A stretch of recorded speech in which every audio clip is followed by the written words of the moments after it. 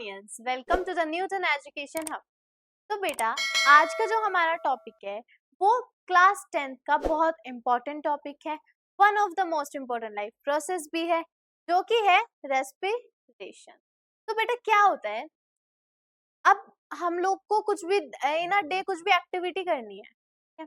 हम लोग एक्टिविटी करने के लिए हमें क्या चाहिए? एनर्जी। अब वो एनर्जी आती कहाँ से है? फूड से। ठीक है? तो क्या होता है जब हमने फूड इनटेक किया, अब वो डाइजेस्ट होगा with the help of oxygen. Oxygen जब उस फूड को मिली तो क्या हुआ, जो हमारा फूड था हमने इनटेक किया, अब उसे डाइजेस्ट होना है, किसकी हेल्प से होगा? वो ऑक्सीजन की। और वो जो एक एनर्जी प्रोड्यूस करेगी, उस टाइम पे जो एनर्जी का प्रोडक्शन होगा उसी को हम क्या कह रहे हैं? रेस्पिरेशन। तो आज के जो हमारी वीडियो है इसमें हम क्या पढ़ेंगे? रेस्पिरेशन क्या होता है, कितने टाइप के रेस्पिरेशन होते हैं, एंड ह्यूमन रेस्पिरेटरी सिस्टम क्या है। तो चलिए शुरू करते हैं। क्या है हमारा टॉपिक, देख लेते हैं। अब मैं आपको बता दूं, मैंने आपको बताया रेस्पिरेशन क्या होता है। अब अक्सर क्या होता है, बच्चे जो होते हैं ना वो ब्रीदिंग और रेस्पिरेशन में ना कोई डिफरेंस नहीं समझते हैं। वो सोचते हैं कि रेस्पिरेशन और ब्रीदिंग जो है वो सेम है, बट ऐसा नहीं है। बेसिकली क्या होता है, ब्रीदिंग में क्या होता है, आपने ऑक्सीजन इनहेल की, कार्बन डाइऑक्साइड एक्सहेल की, बेसिकली क्या हो रहा है? Inhale and exhale. लेकिन रेस्पिरेशन में क्या होता है, मैंने आपको बताया, फूड है, इनटेक किया, उसका क्या होना है? Digestion with the help of oxygen. अब ऑक्सीजन तो मिल गई, ठीक है, अब क्या होगा? एनर्जी का प्रोडक्शन होगा, जिसकी मदद से आप क्या कर सकते हो, जिसकी हेल्प से हम चल पाते हैं, खाना खा पाते हैं, इवन सो पाते हैं, ठीक है। अब इसमें क्या हुआ, रेस्पिरेशन में जो हुआ, हमारे दो पार्ट्स है। रेस्पिरेशन में टू पार्ट्स है, पहला aerobic respiration and second anaerobic respiration. अब आपको समझ आ रहा है कि कुछ ऐसा होगा, जब अक्सर हम डिफरेंसेस करते हैं तो उसमें क्या होता है कि एक पार्ट में जो होता है डिफरेंस में कुछ अलग होता है, और दूसरे में जो होता है उसमें वो चीज नहीं होती है। तो यहाँ पे भी सेम ऐसा होगा कि एरोबिक रेस्पिरेशन जो है, उस वो जो है, एरोबिक रेस्पिरेशन जो है is a kind of respiration which take place in the presence of oxygen। Aerobic respiration कब होगा? जब हमें जब हमारे पास ऑक्सीजन होगी। वो सिर्फ कहाँ काम करेगा? जब उसके पास ऑक्सीजन होगी। और ये बेसिकली कहाँ अकर्स होता है? माइटोकॉन्ड्रिया में। अब मान लो हमारे पास एक सेल है, ये ना, हमारे पास एक सेल है। अब सेल जो है क्या होगा उसमें कि सेल ने अपना जो खाना था वो लिया, लेने के बाद क्या हुआ, वो ब्रेक डाउन हुआ, और वो हमें हेल्प कर रहा है हमारे काम करने में, क्योंकि उससे क्या मिल रही है हमें? एनर्जी, ठीक है। अब इसमें जो हुआ, मैंने आपको बताया पहले कि कहाँ काम करेगा? प्रेजेंस ऑफ ऑक्सीजन में, अकर्स होगा माइटोकॉन्ड्रिया में। एंड प्रोडक्ट क्या होंगे? अब ग्लूकोज था, उसको ऑक्सीजन मिली, अब क्या बनेगा? ग्लूकोज को ऑक्सीजन मिली, क्या बना? कार्बन डाइऑक्साइड, H2O और एनर्जी। अब क्या होगा, एनर्जी जो होगी ना वो एक अच्छी अमाउंट में होगी, ठीक है। इसका जो एनर्जी लेवल होगा ना वो बहुत अच्छा होगा। अब एनारोबिक रेस्पिरेशन में क्या हो रहा है, इसमें क्या था कि प्रेजेंस में ऑक्सीजन की काम कर रहा है। ये कहाँ काम करेगा? ये काम करेगा एब्सेंस ऑफ ऑक्सीजन, जहां पर ऑक्सीजन नहीं हो। अब मान लो हम भाग रहे हैं, हमारी बॉडी का जो ऑक्सीजन लेवल होता है वो बहुत हाई हो जाता है, हमें ऑक्सीजन नहीं मिल पाती ठीक से, तो क्या हमारे सेल काम नहीं करेंगे? क्या हम एकदम मर जाएंगे? ऐसा नहीं होता। ये बेसिकली कहाँ होता है? Occurs in cytoplasm. अब क्या हुआ, हमारे पास एक सेल था, सेल के पास क्या है? साइटोप्लाज्म। साइटोप्लाज्म के अंदर क्या है? माइटोकॉन्ड्रिया। इसी से इसमें क्या हो रहा था कि माइटोकॉन्ड्रिया को क्या, जब उसके पास ऑक्सीजन थी तभी वो क्या कर पा रहा था, एक in the presence of oxygen हो रहा था ना। यहाँ पे क्या है, ये साइटोप्लाज्म में होगा और in the absence of oxygen होगा। एंड प्रोडक्ट्स क्या होंगे? ग्लूकोज थी, अब उसके पास ऑक्सीजन तो नहीं है, क्या होगा? अल्कोहल के साथ एनर्जी लेवल जो होगा इसका थोड़ा सा डाउन हो जाएगा। इसका एग्जाम्पल क्या होता है, एक यीस्ट है, क्या है एक अब यीस्ट जो होगा उसके पास ऑक्सीजन तो नहीं मिल पाए, में क्या बनेगा, हमारे जो एंड प्रोडक्ट्स होंगे अल्कोहल के साथ एनर्जी लेवल जो होगा उसका वो थोड़ा सा लो होगा।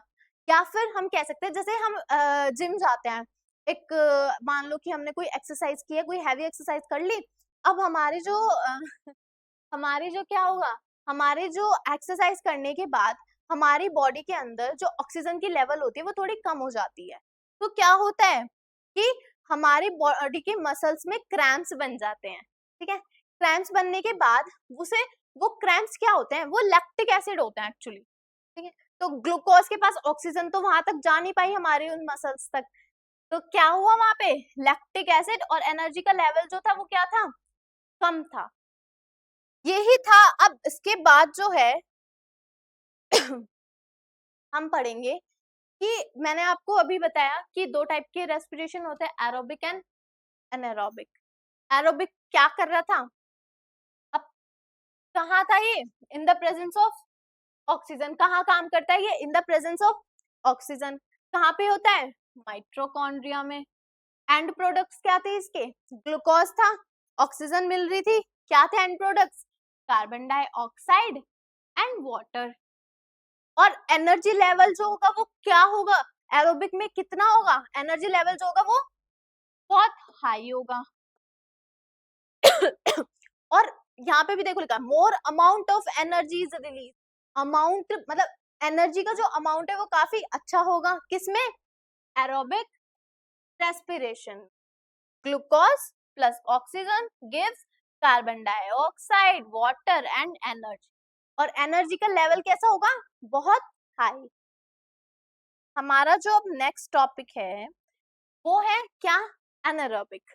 एरोबिक में मैंने आपको बताया, मैं बार बार रिपीट कर रही हूँ सेम चीज, एरोबिक में ग्लूकोज के साथ ऑक्सीजन होगी, एनारोबिक में absence of glucose, absence of oxygen होगा। किसका एब्सेंस होगा, ऑक्सीजन का। जब ऑक्सीजन नहीं होगी तो उस एनर्जी लेवल क्या होगा, बहुत कम होगा। ये बेसिकली किस में होता है, एक्वेटिक प्लांट्स में होता है, एक्वेटिक एनिमल्स में होता है, जैसे जो पानी में रहते हैं ना, उनका जो ऑक्सीजन लेवल होता है वो थोड़ा कम हो जाता है। कहाँ पे था ये, कहाँ आकर सो रहा था, साइटोप्लाज्म में। एंड प्रोडक्ट्स क्या है इसके, अल्कोहल वाले एग्जांपल में, और लैक्टिक एसिड मसल्स क्रैम्प में। अमाउंट क्या होगा, लेस अमाउंट ऑफ एनर्जीज, इसमें क्या हो रहा है, अमाउंट जो है एनर्जी का वो थोड़ा सा कम है as compare to aerobic respiration, ठीक है। अब उसमें मैंने आपको बताया था कि ग्लूकोज के साथ ऑक्सीजन है, अब यहाँ पे तो बेटा है ही नहीं, ग्लूकोज के साथ एब्सेंस है यहाँ पे तो ऑक्सीजन का, तो उसमें क्या होगा, अल्कोहल बनेगा या फिर लैक्टिक एसिड बनेगा, और एनर्जी लेवल जो होगा वो थोड़ा कम होगा, ठीक है। अब बेटा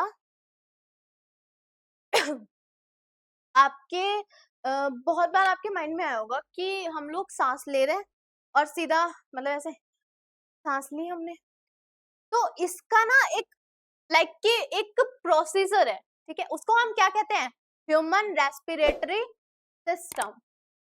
अब क्या होगा कि सबसे पहले आप सांस लोगे, वो कहाँ जाएगी, नॉस्ट्रल में, देन नेसल पैसेज में, देन नेसल कैविटी में, फेर्निक्स में, लैरिंक्स में, ट्रैकिया में, ब्रोंकी में, ब्रोंकुलस में एंड एल्वियोलर।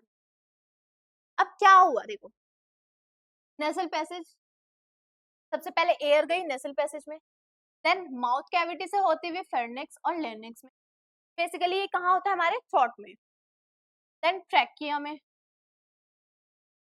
ब्रोंकीज, ब्रोंकुलस, अब एंड देन एल्वियोली सेक्स। इसमें क्या होता है, ये हमारे जो एल्वियोली होती है वो एक बलून लाइक स्ट्रक्चर होती है, या फिर आप बोल सकते हो क्लॉथ लाइक स्ट्रक्चर भी होती है, बहुत सॉफ्ट होती है। अब हमने क्या किया, हमने सांस लिया, तो ये प्रोसेस हुआ जो मैंने बताया, सबसे पहले क्या, nasal passage, mouth cavity, pharynx, larynx, trachea, bronchi, bronchioles and alveoli. Then अब हम जब सांस छोड़ रहे हैं तो क्या होगा, सबसे पहले ब्रोंकुलस में जो एयर गई है, ठीक है, bronchi, trachea, larynx, pharynx, mouth cavity, nasal patch. अब मैंने आपको बताया एल्वियोली जो होता है वो एक बलून लाइक स्ट्रक्चर होता है। अब जब हमने सांस ली, ठीक है, हमने इनहेल किया, अब क्या होगा, जब हम इनहेल कर रहे होंगे तो हमारे जो थॉरिक कैविटी है, ठीक है, वो एक्सपेंड करेगी चेस्ट एरिया को। देन रिब्स जो होंगे हमारे वो लिफ्ट अप हो जाएंगे, रिब्स जो है वो हमारे अप हो जाएंगे और diaphragm become flat in shape, और ये वाला एरिया जो होगा ना वो हमारा फ्लैट हो जाएगा। Volume of lung increase and air enter into the lungs, volume जो होगी लंग्स की वो बढ़ जाएगी और एयर जो होगी वो हमारे लंग्स तक पहुंच जाएगी। इसमें क्या होता है, देखो ये होती है एल्वियोली, मैंने आपको बताया ये एक बलून लाइक स्ट्रक्चर होती है, बहुत सॉफ्ट होती है। अब क्या होगा, ये ना रिब्स में बंद होती है, ये हमारे रिब केज ये इनमें बंद होती है क्योंकि ये बहुत हार्ड होते हैं, ये जो रिब्स होते हैं ना ये बहुत हार्ड होते हैं। किसको सेफ रखने के लिए, जो हमारी एल्वियोल। अब ये था हमारा इनहेल का प्रोसेस, हमारे बॉडी के अंदर कैसे एयर एंटर हुई। अब एग्जिट का देख लेते हैं। थॉरिक कैविटी जो होगी वो कॉन्ट्रैक्ट हो जाएगी, मतलब सुकड़ जाएगी, रिब्स जो होंगे वो डाउनवर्ड हो जाएंगे, रिब्स जो होंगे वो डाउनवर्ड हो जाएंगे। Diaphragm area become dome shape, जो हमारा डायफ्राम एरिया होगा ना वो एक डोम की शेप में आ जाएगा, हाफ डी लाइक स्ट्रक्चर होता है, लाइक ये, ठीक है। उसमें क्या हो रहा था हमारा, ये फ्लैट हो रहा था, इसमें हमारा डोम शेप हो रही है। वॉल्यूम जो होगी लंग्स की वो डिक्रीज हो जाएगी, कम हो जाएगी, और एयर जो होगी वो एग्जिस्ट कर जाएगी हमारे लंग्स से, ठीक है। यही प्रोसेस था हमारा, क्या पहले इनहेल में क्या हुआ था, ड्यूरिंग इनहेलेशन थॉरिक कैविटी जो थी क्या हो रही थी, वो एक्सपेंड हो रही थी, हमारा चेस्ट एरिया जो होता है वो बेसिकली एक्सपेंड हो गया, रिब्स जो थे वो ऊपर को उठ गए, डायफ्राम एरिया जो था वो फ्लैट हो गया शेप में, और वॉल्यूम जो थी लंग्स की वो बढ़ गई और एयर जो थी वो एंटर कर गई हमारे लंग्स में।